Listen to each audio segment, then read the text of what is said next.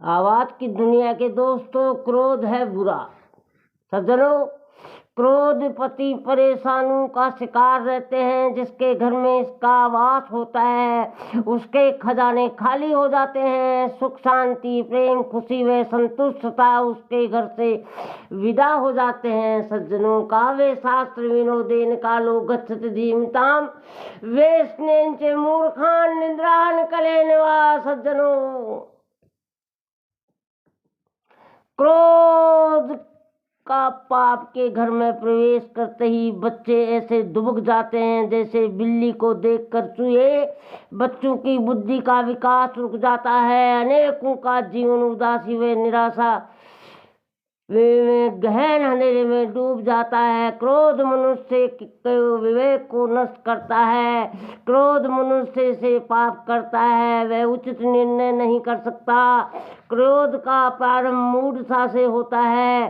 क्रोध करना पाप है, इससे दूसरे दुखी होते हैं, दूसरों की भावनाओं को चोट पहुंचती है। सज्जनों, आवाज की दुनिया के दोस्तों, जिन बच्चों को शिक्षा के क्षेत्र में प्रवीण होना है उन्हें क्रोध का त्याग करना चाहिए। क्रोध से तनाव और तनाव से एसिडिटी व अल्सर होता है। क्रोध से हाई ब्लड प्रेशर होता है। क्रोध का प्रभाव मनुष्य से पाप कराता है, वह उचित निर्णय नहीं कर सकता। क्रोध का प्रारंभ मूढ़ता से होता है। क्रोध करना पाप है, इससे दूसरे दुखी होते हैं, दूसरों की भावनाओं को चोट पहुंचती है। जिन बच्चों को शिक्षा के क्षेत्र में प्रवीण होना है उन्हें क्रोध का त्याग करना चाहिए। क्रोध से तनाव और तनाव से एसिडिटी व अल्सर होता है। क्रोध से हाई ब्लड प्रेशर होता है।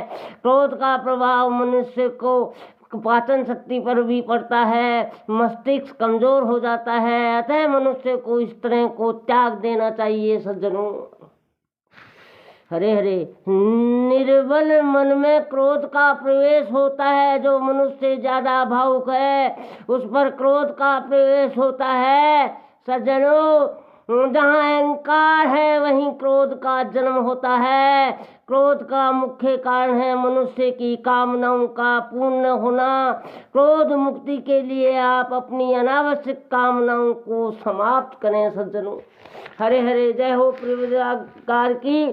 प्रत्येक मनुष्य का सामर्थ्य अपना अपना है। हर एक मनुष्य हमारी इच्छाओं को अनुरूप कार्य नहीं कर सकता है। हमें दूसरों को भी जानने व पहचानने की कोशिश करनी चाहिए और साथ साथ उनकी परिस्थितियों पर भी ध्यान रखना चाहिए। इस अग्नि से बचने के लिए आप कभी भी ये न कहें कि काम ऐसा क्यों नहीं किया, मुझे उसने ऐसा कहा, मेरी आज्ञा क्यों नहीं मानी। जीवन में विभिन्न क्षेत्र में उठने वाला वह क्यों क्रोध को जन्म देता है। जैसा मैं चाहूँ वैसा ही सब करें, इस विचार को जरा हल्का कर दें। अपने से पूछे, क्या मैं स्वयं सदा ही दूसरों की कामनाओं की अनुरूप काम कर सकता हूँ? उत्तर मिलेगा नहीं। समस्त विश्व में कोई भी मनुष्य सदा ही दूसरों की कामनाओं पर खरा नहीं उतर सकता। इस सत्य को जानकर कामनाओं के कम करें तो क्रोध कम हो जाएगा। धैर्य एक महान गुण है। धैर्य ही क्रोध की औषधि है। जरा ठहरें और मन को तुरंत प्रतिक्रिया करने से रोकें। कुछ बोलना ही है, 1 मिनट ठहर जाएं। मुझे क्रोध नहीं करना है, क्योंकि क्रोध व्यक्तित्व को मलिन कर देता है। सज्जनों मित्रों, क्योंकि क्रोध व्यक्तित्व को मलिन कर देता है, क्रोध विचारों को दूषित कर देता है। ये प्रतिज्ञा कर ले, 1 मास तक प्रतिदिन सवेरे उठकर अपनी प्रतिज्ञा को दोहराएं। कुछ अच्छे विचार मन में लाएं तो क्रोध अवश्य ही खत्म हो जाएगा। तो आओ हम सब अपने घरों में, ऑफिस में प्रेम, कार्यालयों में खुशी व शांति की सरिता बहाएं। अपने अंदर स्नेह व शुभ भावनाओं की शक्ति बने। ये शक्ति चमत्कारी कार्य करेगी। प्रेम का शस्त्र क्रोध के शस्त्र चमत्कारी कार्य करेगी। प्रेम का शस्त्र क्रोध के शस्त्र से अधिक शक्तिशाली है। हम प्रारंभ करें क्रोध को त्यागने का, तो हमें देखकर अन्य भी वैसा ही करेंगे। चाहे जितना भी काम हो सहज भाव से क्रोध रहित होकर करें।